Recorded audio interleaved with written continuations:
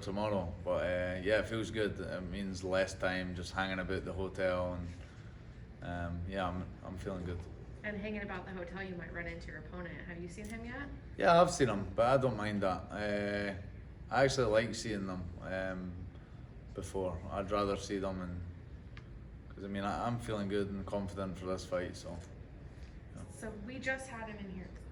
We just had him in here, and he talked a little bit of trash again. He says he heard your interview. He says that you're still clout chasing.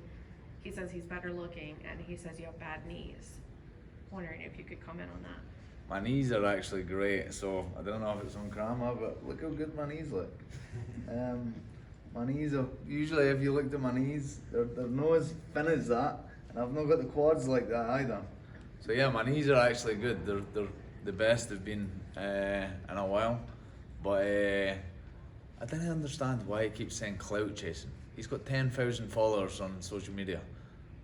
And like, yeah, maybe the diehard fans know who he is, Clay Collard, but he's no a big fighter. Like, I just beat Anthony Pettis twice last year. Who the fuck is Clay Collard? You know, in terms of like the world knowing him. So I really didn't understand where he's getting that from. I've got double the amount of followers as him on social media. Do you feel like you're the most dangerous fighter you've ever been? You obviously have, no points coming in, so you've got to have you've got that like pressure of performing. And you also have everything that's going on with your family and your daughter, and you've got extra motivation. Do you feel like you're more dangerous because of that? Yeah, he's ended up with the wrong time to fight me. I'm coming to, honestly, I'm gonna come and fucking take his head off. I've been motivated as ever. Probably more motivated than I've ever been. Just with everything that's going on, the fact this could be potentially my last ever fight, he better believe he's getting the best Stevie Ray that there is, and yeah, I'm coming for him. Are you considering retirement?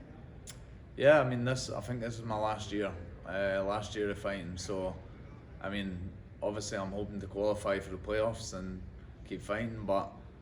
If obviously I didn't qualify, then technically I don't have a fight in line. I would like to fight another fight later this year.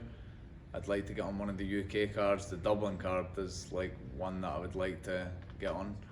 Yeah, a little bit. I mean, I've been doing it 14 years. I go back and forth because like this week I've been like, I'm in good spirits. My weight's good. I'm enjoying life.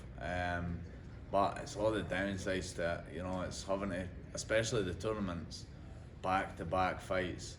And even though I'm not the biggest lightweight, it's the diet that does it for me. So if I did do next year, I'd maybe just do welterweight. Even though I'd be like a small welterweight, I'd at least be able to enjoy the food. Because you have to diet quite a lot to make the 155. So there's been some rumors that the PFL may buy Bellator. I'm wondering if you have any thoughts on that, or if there's somebody in Bellator you'd like to fight. To be honest, I'm at a point where like I just want to fight big names, or obviously if it's a big opportunity, like this one's a big opportunity. I'm fighting Clay Collard, even though I wouldn't say he's a big name. But it's a potentially winning the $1 million, so that's where the motivation is. But yeah, I'm a gamer. I'd like to fight guys like Jake Paul, guys that are big names. But yeah, we'll see. I mean, it all depends on what happens this next fight. Because if I win and qualify, then obviously I'm fighting again in 6 weeks or whatever it is. If I win and don't qualify, then I didn't really know what happens there. And if I lose, it'll be the first time I've ever lost 3 fights in a row, ever. So yeah, it kind of depends on what happens this fight. Last question for me: what's your final 4 going into the playoffs? Who do you think it's going to be? The final 4, I think, is going to be Olivia, Bruno, Schultz, and me. Hopefully, I think it's a fight for the 4th place.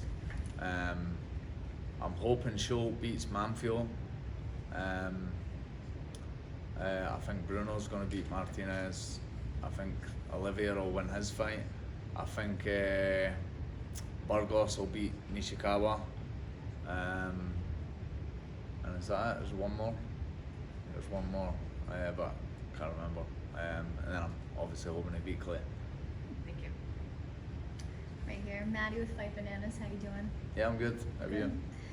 So you've been vocal about motivation. It sounds like you're more motivated than ever, but you also spoke about after your loss against OAM, you were struggling to find motivation. So how did you pull yourself out of that dark place to keep going? Yeah, I mean, the last fight camp was pretty rubbish. I mean, I started the fight camp low motivation, but bit depressed maybe still. Yeah, I ended up in the hospital. I had MRSA. I was on IV antibiotics for 2 weeks. Had a big infection in my knee. Obviously kept it quiet, never said anything. And the fight was rubbish as well, frustrating. So yeah, I mean, the first fight's always the hardest fight of the season. You know, it's enjoying yourself over Christmas and stuff. The big weight cut. I had like 50 pounds to lose. So yeah, I mean, it's just been so much easier keeping the weight down, and my body's healthy, and then obviously my daughter's just had brain surgery, so that's given me a lot of motivation. The fact this could be the last one, yeah, I'm excited for it.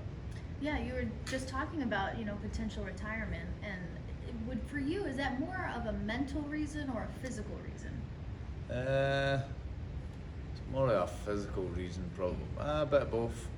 It's more, my wife hates my job. I've got 4 kids.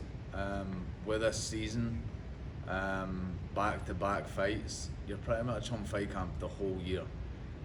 As most professional fighters know, at this league and level, one fight camp's like 3 months.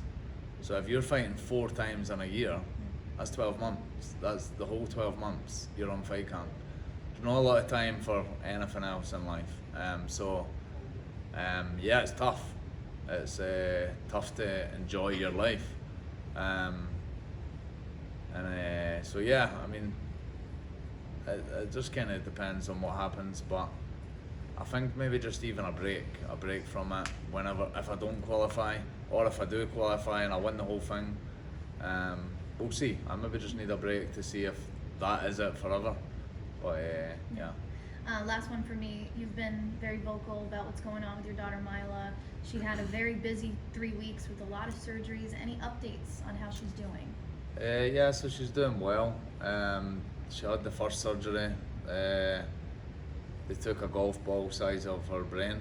That was a way of getting tested to see like what exactly it was, but the surgeons did say it did feel different to the rest of the brain. Yeah, so that was going well. I think 10 days post-surgery, she ended up where the cut ended up opening. She had swelling on her head as well that we were wondering why swelling came all of a sudden like after 10 days. Because if it was normal inflammation, we would kind of expect it straight away. So we're not sure what that inflammation was yet, but we do know that she ended up with an infection. It's very low chance to get an infection after surgery, and they said only 1 or 2 has ever ended up with an infection that they've done.